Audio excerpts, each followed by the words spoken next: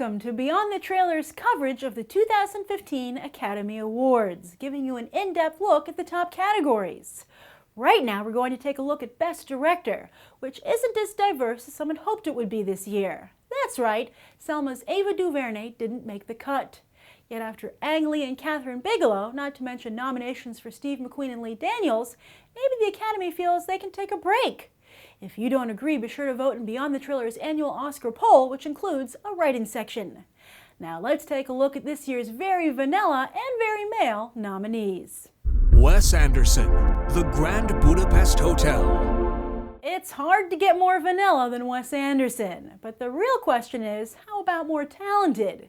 This is Anderson's 8th film, but only the 4th time he's been nominated, with no wins to date. Well, actually, The Grand Budapest Hotel covers nominations 4 through 6, as Anderson has also been nominated for Best Original Screenplay and, as one of the film's producers, Best Picture. That's a lot of nominations to go with all the money this movie has made. Yes, this is by far and away Anderson's most successful film to date, $100 million more than the previous top film, The Royal Tenenbaums, and it's likely the Academy will feel that and these nominations are enough. And if Anderson does win, it'll probably be in one of the other 2 categories than this one. But it's also worth noting that this is Anderson's first directing nomination, which means that one of the most unique directors working today has finally gotten himself on the board. Alejandro Inarritu, Birdman. Now, this isn't Alejandro Inarritu's first directing nomination. His first was for Babel back in 2007, for which he did not win. But he might win this one. That's because this category has really boiled down to him and Richard Linklater, with one winning here and the other likely taking Best Picture.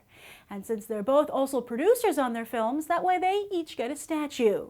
Some feel, though, it's no contest, as Birdman features 20-minute takes edited together to look like one long single take throughout the entire film. That's not just good cinematography and good editing, that's good directing. The last time that was famously done was Alfred Hitchcock's Rope, yet he didn't win an Oscar either. Heck, he wasn't even nominated.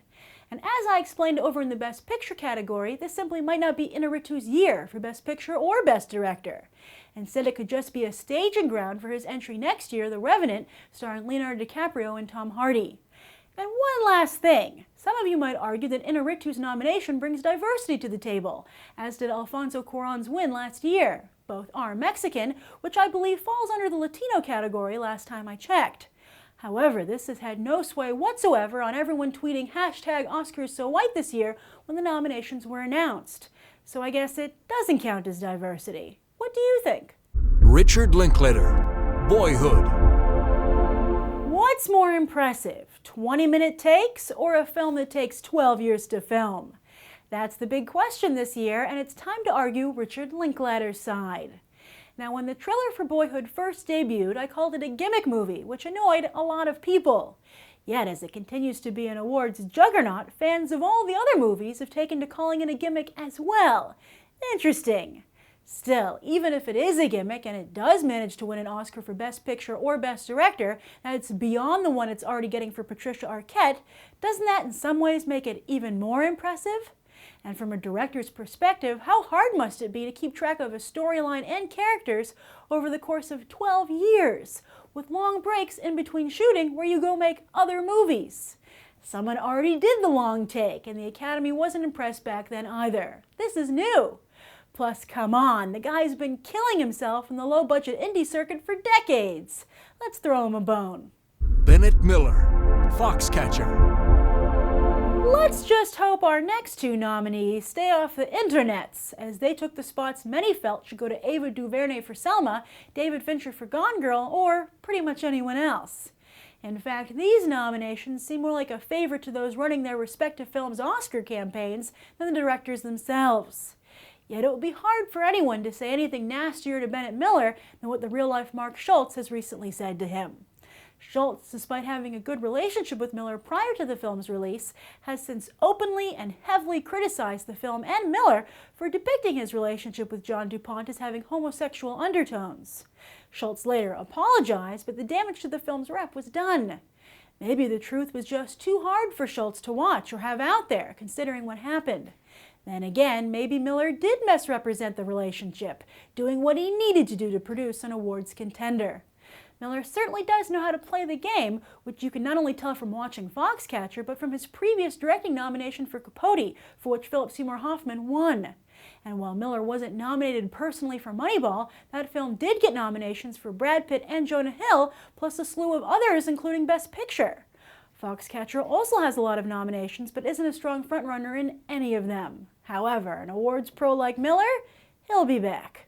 Morten Tyldum, The Imitation Game. Who? Oh, Harvey, you are so good at what you do. Considering the talent snubbed, Harvey Weinstein is the only valid reason Morten Tyldum beat them into this category.